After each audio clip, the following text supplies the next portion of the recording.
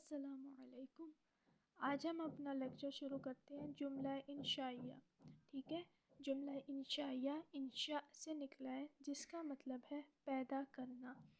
اب ہم اس کی تعریف پڑھتے ہیں۔ وہ جملہ ہے جس کے کہنے والے کو سچا یا جھوٹا نہ کہہ سکے، کیونکہ انشاء کے معنی ایک چیز کا پیدا کرنا ہے، اور یہ جملہ بھی ایک کام کے کرنے کو بتاتا ہے، سچ یا جھوٹ اس میں دخل نہیں ہوتا۔ جیسے اضرب، ضرب کو پیدا کرو۔ ٹھیک ہے، یہ ایسا جملہ ہے جیسے میں کہوں آ کے کھانا کھا لو، آپ کہیں جھوٹ بول رہی ہے۔ ہم نہیں کہہ سکتے نا اس جملے کو کہ جھوٹ بول رہی ہے، کہ کھانا تو پکا پڑا ہے اور آپ نے جا کے کھانا ہے۔ ہم یہ تو نہیں کہیں گے جھوٹ بول رہی ہے، کوئی روٹی نہیں بنی۔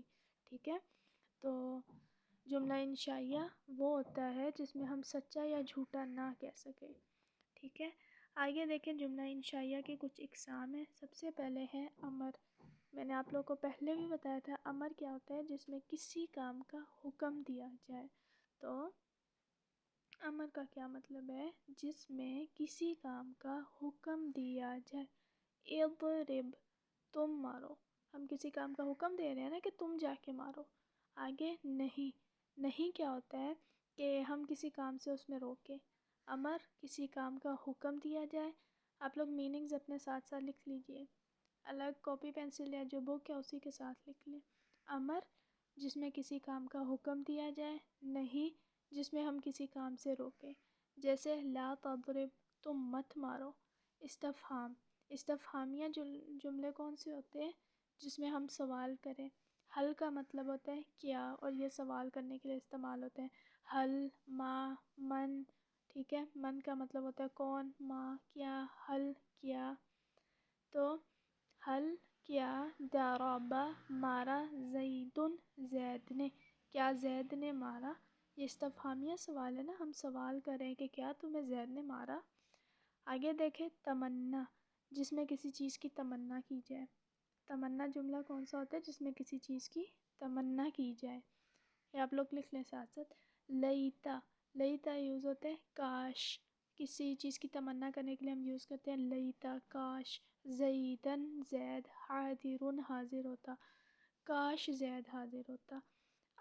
اس سے اگلا کیا ہے ہمارے پاس، ترجی، جس میں ہم کسی چیز کی امید کریں۔ ٹھیک ہے، جیسے کہ لعل، امید ہے، عمرن، ٹھیک ہے، غائبن، کہ امید ہے کہ عمر غائب ہوگا۔ لعل امید ہے، عمرن عمر غائبن غائب ہوگا۔ ٹھیک ہے، اس کے بعد ہے عقود۔ عقود کون سا جملہ ہوتا ہے، جو ہم آپس میں معاملات کرتے ہیں نا، اس کو عقود کہتے ہیں۔ جیسے آپس کے معاملات ہمارے کیا ہوتے ہیں، زیادہ تر یہی ہوتے ہیں کہ ہم نے یہ خریدا پھر ہم نے اس کو دے دیا، یا ہم نے جوتے خریدے، ہم نے نمک خریدا، اس طرح کے معاملات ہوتے ہیں نا عام طور پہ ہمارے زیادہ تر۔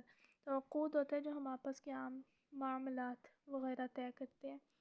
تو بعتو، میں نے بیچا، و اشتریتو، اور میں نے خریدا۔ اس کے بعد ندا کہتے ہیں کہ ہم جی کسی چیز کو پکاریں۔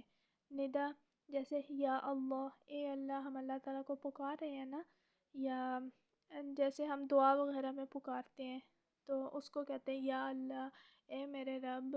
تو یہ والی چیزیں، ٹھیک ہے۔ عرض، اب ہمارے پاس عرض کیا ہے کہ جیسے الا تأتینی فأعطیک دینارا، تو میرے پاس کیوں نہیں آتے کہ میں تم کو اشرفی دوں۔ ٹھیک ہے، یہ عرض کا ہے۔ قسم، کسی چیز کی قسم کھانا، واللہ، جہاں پہ کہیں پہ بھی واللہ ہم استعمال کریں گے، ہم کہتے نہیں اردو میں اللہ کی قسم میں یہ ضرور بالضرور کروں گا، تو قسم ہوتے ہے کسی چیز کی قسم کھانا، جیسے واللہ، اللہ کی قسم، لأضربن، میں ماروں گا، زیدن، زید کو، اللہ کی قسم میں زید کو ضرور ماروں گا۔ ہم قسم کھا رہے ہیں نا کسی چیز کی۔ آگے ہے تعجب۔ تعجب میں کیا ہوگا، جیسے ما احسنہ، وہ کتنا حسین ہے، احسن بھی، وہ کس قدر حسین ہے۔ ہمیں تعجب ہو رہا ہے نا کہ وہ کتنا زیادہ حسین ہے، تو ہم کہیں گے ما احسنہ، وہ کتنا حسین ہے۔ ٹھیک ہے، یہاں تک آپ لوگوں کو سمجھ آ گئی۔ آج کا لیکچر ہم یہیں تک رکھتے ہیں۔ السلام علیکم۔